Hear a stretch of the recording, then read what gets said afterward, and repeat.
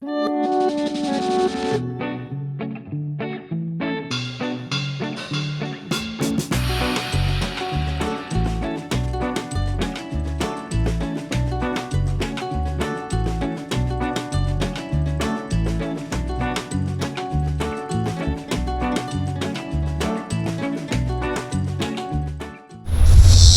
folks, welcome back to Black Sheep Meadow. I'm Brent. And I'm Amber. And we got a good one for you today. We got a great one. We're talking chickens. Goofball, we're talking about chickens, not to them. Oh, I didn't understand what she meant. Anyways, today we're going to talk about chicken waters and what we would do. Yep. This is what I would do if we were looking at chicken waters to replace the ones we have. We've done chickens for quite some time now, and we've been through a lot of failures with watering and a lot of success. And it's something that's pretty important, especially this time of year when it's, you know, hotter than Hades out here. I think we're up to about 70 birds right now on the homestead. Just different turkeys, laying chickens, meat birds. There's a lot of water going down, and I can tell you just our meat birds alone are sucking down probably about right at 10 gallons of water every single day. It's a lot. So we've tried, over the years, we've tried numerous different things. Some things we were really excited about and ended up being total failures. Other things that we didn't really think were going to work out that well worked out really well. So really, we got our chicken waters broke down into two different categories. One, if it's a stationary chicken coop like you see here behind us, we have continuous water well pressure going to that chicken coop at all times. So there's no need for a refillable feeder or water like this. We have permanent water fixture to the coop. And so let's show them that here. So our favorite water for that is actually a horse water or a stall water, and it is great because you have water at the coop all the time. It works on a pretty simple float that turns on and off when it's full, so it stays full all the time. You do not have to worry about your chickens running out of water with this at all, as long as you have well pressure or water well pressure from your well. Yes. Now there are some downsides to this one. Because it is metal, you cannot put this in the sun. If you put this in the sun, it will become like steaming water and your chickens are not going to like you. The other thing is you can't put any kind of supplement in here. I made that mistake. We've talked about that before. Yep. I like to give my chickens apple cider vinegar. You cannot put apple cider vinegar in galvanized. Galvanized? This is galvanized, yes. Galvanized, it will eat the coating off and ruin your water. And I'm pretty sure I wouldn't put any of my water soluble supplements in this. If you're wanting your chickens to have like a probiotic that's water that you put in water, or any of the vitamins, minerals, stuff like that, the additives for supplements for your chickens, you're going to want to put those in a separate water, not this one. So we're going to get into some mechanical devices on different waters here in just a little bit. This also, I'd like to take note that this also has a mechanical float. While I kind of steer away from the mechanical on-off valves and any of the other watering systems, I'm okay with this one. For one, y'all haven't seen our turkey coop yet, but we're going to get y'all in a video on that shortly. But our turkey coop is going to have this water in it as well. Now, we are going to plumb this water to our well water, but eventually I would like to get our turkey coop where it has its own rainwater collection system, and it's going to go to a 275 gallon ICB tank, and that water, obviously it's going to be elevated 3 to 4 foot above this, but that water pressure is not going to be as great as what the 60 pounds of water pressure from our water well would be. So therefore the mechanical valve, you know, the float is actually floating up, shutting off the flow. That float will have a lot easier time shutting off any flow from the rainwater collection system at a much lower pressure than what the water well system is going to provide to it. And one thing I want to note is because of the surface area that the chickens have access to and that it is closer to the ground, they will get this dirty. That's the one kind of downside to this, or another downside to it. So I have to clean this periodically in the coops. I have a cup and I just scoop it out twice a week, clean it up real good. I'll use a sponge if I need to. I want to take note that most of our watering systems are actually located in the run of the chicken coop, not actually in the house. And a good tidbit for this, if you're going to use this style water, I stuck under every one that we have, I stuck a 80-pound bag of concrete underneath it and made just a very small, I'm going to say 2-3 square foot area that is concrete, which really kept down on all the dirt getting into the water, or shavings or sticks or anything else that's in the chicken coop. Yes, that definitely, when we did that, that definitely slowed down the amount of dirt and debris that they get in here, but they're still going to get it in here. So just plan on, this is something, it is not a set it and forget it. You're still gonna have to clean this and maintain it just like you do any water, but it's stationary, so you have to figure out how you want to clean it. Me, I use a solo cup and a scrub brush and let the water pressure just refill it as I'm cleaning it, and it works really well. So if we got a stationary chicken coop, if you're looking for a waterer, this is what I would do.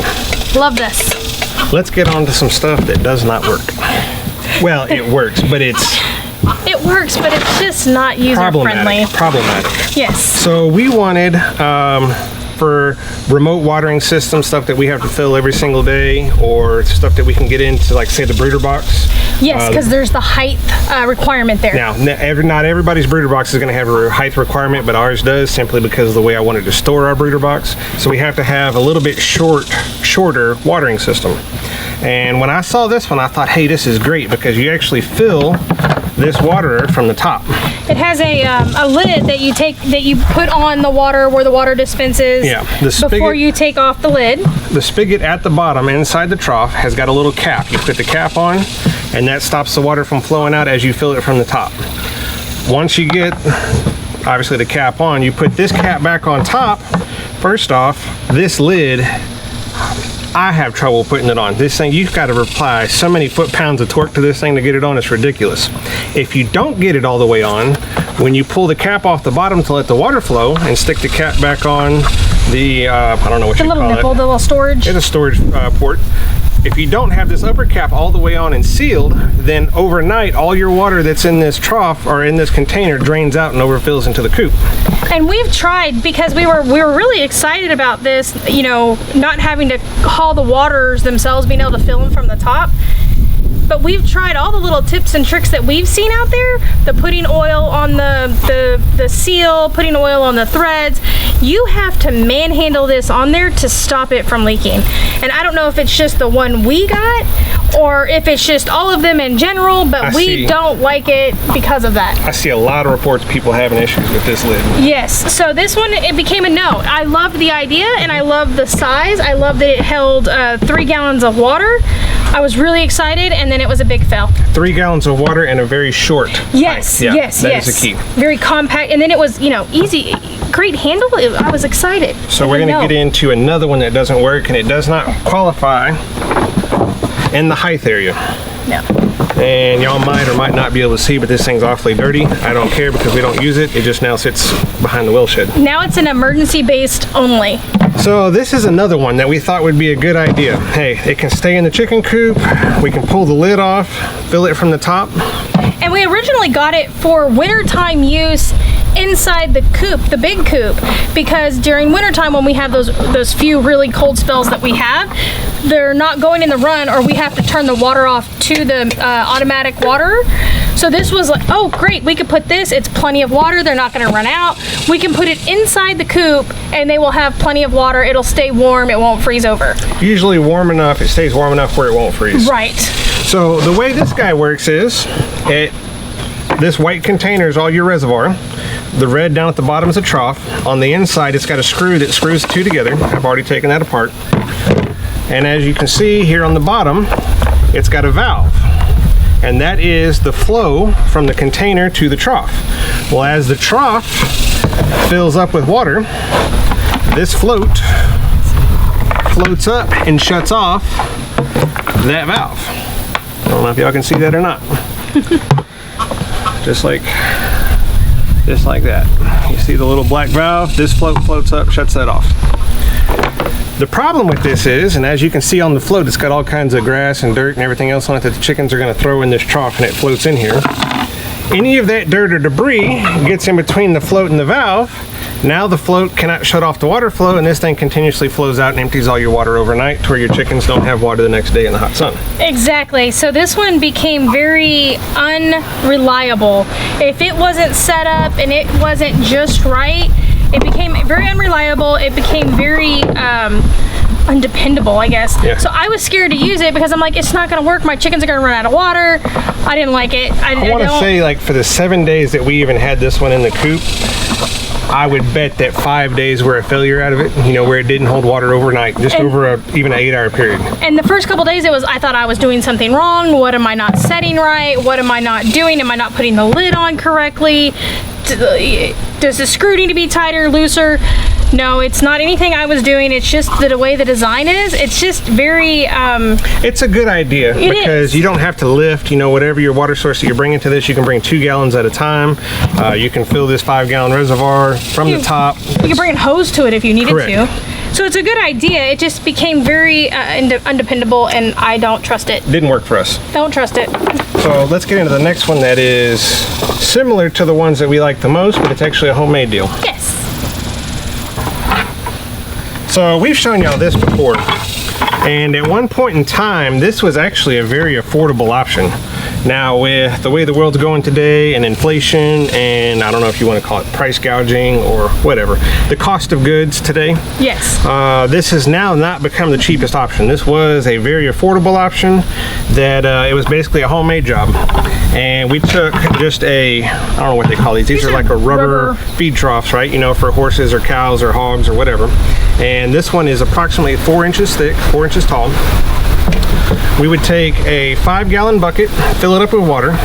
We have holes on the side where when we filled this bucket up with water, we would take the feed trough, flip it upside down, and now we've essentially made a gravity-fed, vacuumed water system. Which works really well, Correct. and we really liked it. My problem with this is that you're carrying around almost 5 gallons of water, and you're trying to flip it over. Well, for Brent, it probably wasn't that big of a deal, but for me, I felt like I just spilled way more of it than I ever got into the bucket, and it just became very, spill it on me, waste the water, they're not getting it. I would much rather not have to deal with this, but it worked.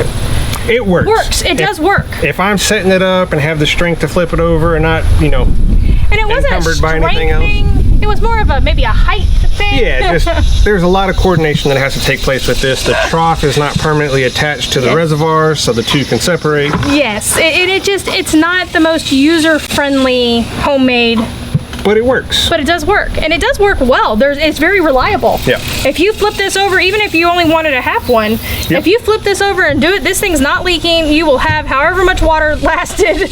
That's how much water you will have, and it will work really, really well. And to take note too, this also works better with fully grown chickens, not so much baby chicks, Yeah, 'cause the height. simply because the height. So let's get into our favorite waters. Well, let's show them the other homemade one first.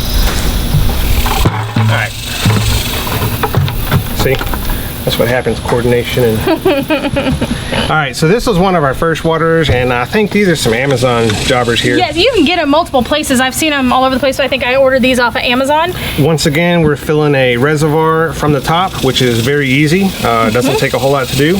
They're gravity-fed troughs that have a spring-loaded mechanical valve that once the little cup here, or the trough, fills up with water, the valve puts pressure on a valve, and I guess the cup puts pressure on a valve and seals it off to stop water flow. And we used this for the first probably 2 years that we had chickens. Yep. This is what we used on both of our chicken runs and chicken coops. This is what we used, and it worked well for 2 years.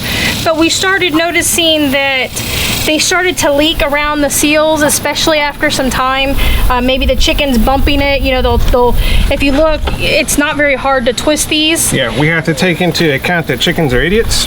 Yes. And whenever they try and jump on top of the trough, or even if they're just trying to stand on if they're jumping on top of the water, or if they're jumping on top of the trough for whatever reason, the little trough can flip sideways.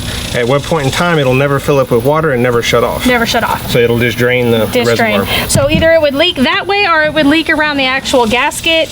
And we tried all kinds of things to keep them off of it. We had cones. But Remember this the cone? worked. Yeah, the cone. But this worked for quite some time. It was it was not a complete failure. This was able to get us into the chicken watering system and learning what. And I think I still have a couple of these that are brand new, that if we ever needed to set up an emergency one, we could. Because like I said, it worked really, really well, especially for the first couple of months, 6 months, while everything was nice and tight. It worked really well.